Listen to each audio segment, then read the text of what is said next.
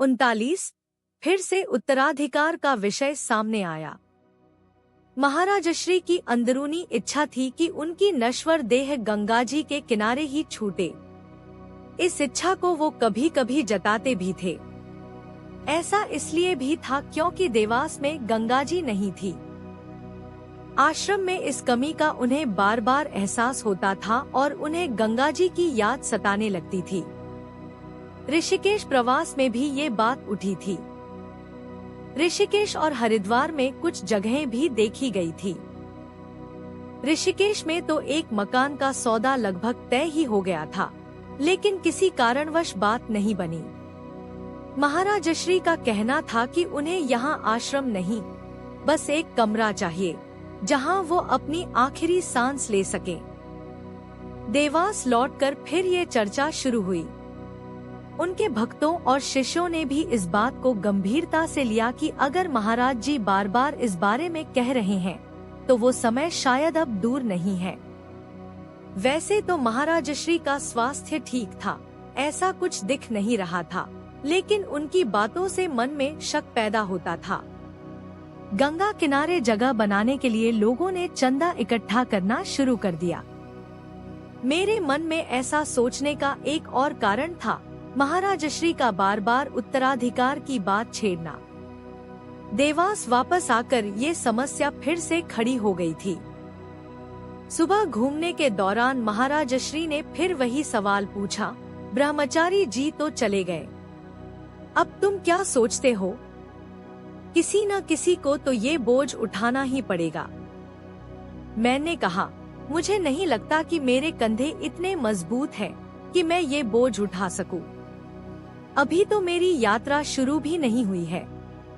मेरे मन में अभी भी कचरा भरा है और मैं गद्दी पर बैठकर लोगों को उपदेश देना शुरू कर दूं? ये बात अटपटी लगती है। फिर मेरी मानसिक स्थिति भी आश्रम चलाने लायक नहीं है। मुझे अभी भी हिमाचल प्रदेश की घाटियाँ और नदियाँ याद आती हैं। सतलुज की शांशा करती आवाजें कानों में गूंजती हैं। मैं आश्रम कैसे चला पाऊंगा? महाराजश्री ने कहा, साधक को कई काम ऐसे करने पड़ते हैं जो वो नहीं करना चाहता, कुछ भावनाओं के कारण, कुछ कर्तव्य के कारण। यही साधक का जीवन होता है। इसे भी ऐसा ही एक काम समझो। क्या मेरा कहना काफी नहीं है? क्या तुम गुरु की इच्छा और आदेश में फर्क समझते हो? जिस परंपरा से तुम्हें आध्यात्मिक लाभ हुआ है, उसके प्रति तुम्हारा कोई कर्तव्य नहीं है। इन सब बातों पर शांति से विचार करो। महाराजश्री ने तो ये कह दिया, लेकिन मैं दुविधा में पड़ गया था। एक तरफ महाराजश्री की इच्छा थी, परंपरा के प्रति जिम्मेदारी थी, तो दूसरी तरफ मेरा मन इस जिम्मेदारी के लिए तैयार नहीं हो पा रहा था। आजाद घूमने वाला पंछी पिंजरे में क्यों कैद होना चाहेगा? फिर मैं खुद को इसके लायक भी नहीं समझता था। पिछले 4 सालों में मैंने आश्रम का कुछ अनुभव तो ले ही लिया था। ये कितना बड़ा प्रपंच है, गृहस्थ जीवन से भी कहीं बड़ा। मुझे लग रहा था कि आश्रम स्वीकार करके मुझे दोहरा जीवन जीना पड़ेगा। एक अंदरूनी, जो मेरा असली रूप है और जिसमें कमियां और दोष भरे हैं। दूसरा, बाहरी व्यक्तित्व, जो सिर्फ दिखावा होगा, लोगों के साथ छल होगा। अंदर कुछ और बाहर कुछ वाले दोहरे व्यक्तित्व की कल्पना से ही मेरे अंदर सिहरन पैदा हो गई और अचानक मेरे मुंह से निकल गया, नहीं नहीं। मैंने मन में तो फैसला कर लिया था, लेकिन महाराजश्री को कैसे समझाऊं? अचानक मुझे एक सज्जन का ध्यान आया, जो काफी पुराने दीक्षित थे, मुझसे कोई 20-25 साल पहले के और कुछ ही समय पहले रिटायर हुए थे। वो अब आध्यात्मिक जीवन जीने की कोशिश कर रहे थे। उनका ध्यान आते ही मेरा हृदय आशा की किरण से जगमगा उठा। अगले ही दिन मैंने महाराजश्री के सामने उनका नाम रखा। महाराजश्री चुपचाप सुनते रहे, फिर बोले, तो क्या इसका मतलब है कि तुम तैयार नहीं हो? मैंने कहा, अगर मुझे माफ कर दिया जाए तो बड़ी कृपा होगी। महाराजश्री ने थोड़ी देर सोचा, फिर बोले, जैसी तुम्हारी इच्छा। मैंने कुछ और लोगों को भी इस चर्चा में शामिल कर लिया और उन सज्जन से मिलकर महाराजश्री के विचारों के बारे में बताया। उनकी सहमति लेकर मैंने महाराजश्री को भी बता दिया। अब मैं बहुत खुश था कि मेरे सामने आई एक समस्या का समाधान हो गया। आश्रम का मतलब है रागद्वेष और मनमुटाव का एक बड़ा कारण। ये समस्या और भी गंभीर हो जाती है जब कोई आश्रम परंपरा से मिलता है। ये सच है कि बना बनाया आश्रम, शिष्य मंडल और साधन मिल जाते हैं, लेकिन उसके साथ कई मुश्किलें भी जुड़ी होती हैं। मैं निश्चिंत होकर अपने गुरु महाराज और आश्रम की सेवा में लग गया। अब आश्रम में एक और ब्रह्मचारी जी भी हमेशा के लिए रहने लगे थे।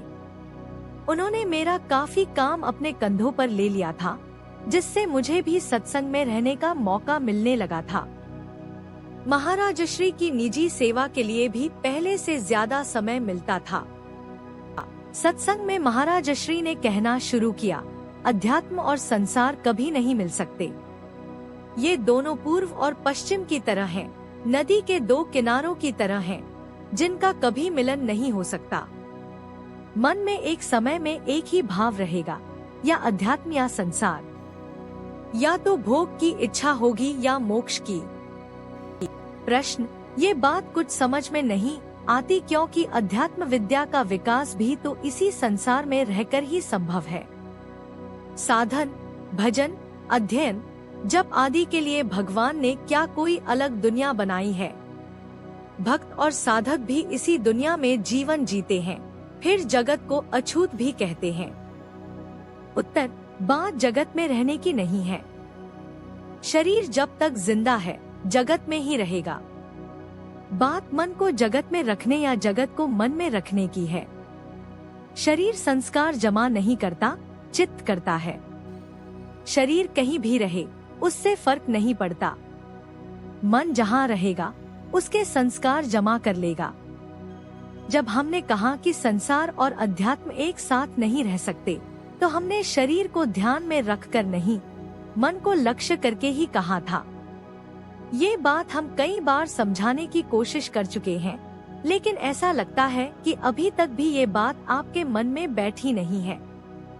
अगर आप मंदिर या सत्संग में बैठे हैं, लेकिन आपका मन कहीं और है, तो आपका शरीर मंदिर में होते हुए भी आप मंदिर में नहीं है। इसी तरह अगर आपका शरीर किसी ऐसी जगह पहुंच जाता है जहां उसका होना आध्यात्मिक दृष्टि से ठीक नहीं है, पर आपके मन में शुद्ध भाव हिलोरे ले रहे हैं, तो आप वहां होते हुए भी वहां नहीं हैं। कर्म देखने में चाहे अशुद्ध दिखाई दे, लेकिन वो शुद्ध ही है।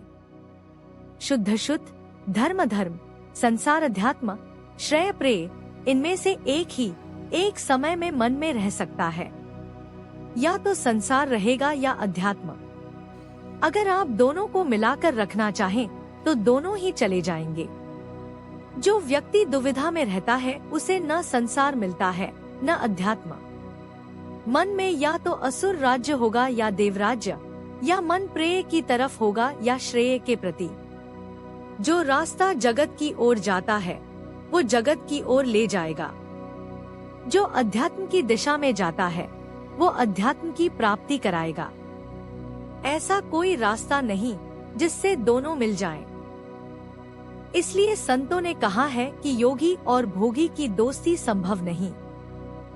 जिस मन में संसारी इच्छाओं का कब्जा है वहाँ राम कैसे प्रकट हो सकते हैं? जिस मन में राम प्रकाशित हो उसमें संसारी इच्छाएं कैसे उभर सकती हैं? अगर उभरती हैं, तो अभी राम का प्रकाश नहीं हुआ है।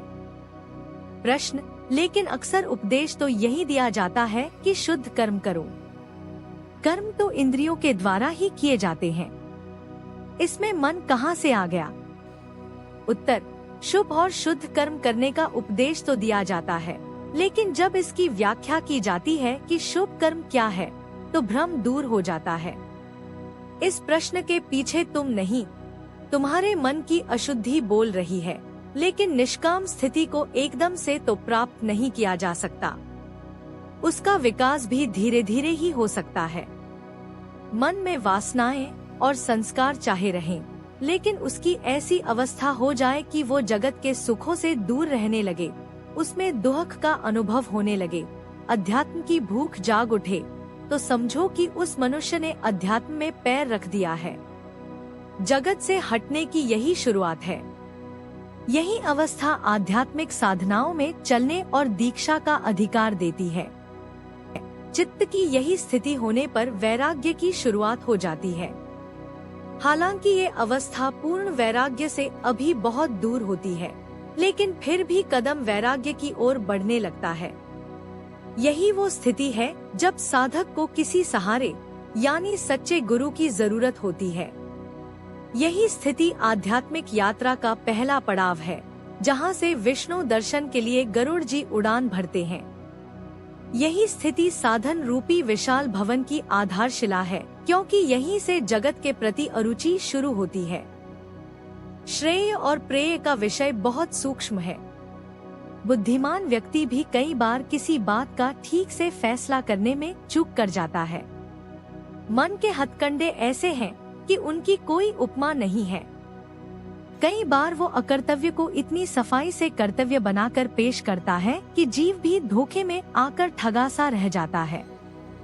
बुद्धिमान वही है जो श्रेय और प्रेय के अंतर को समझकर उचित फैसला ले सके।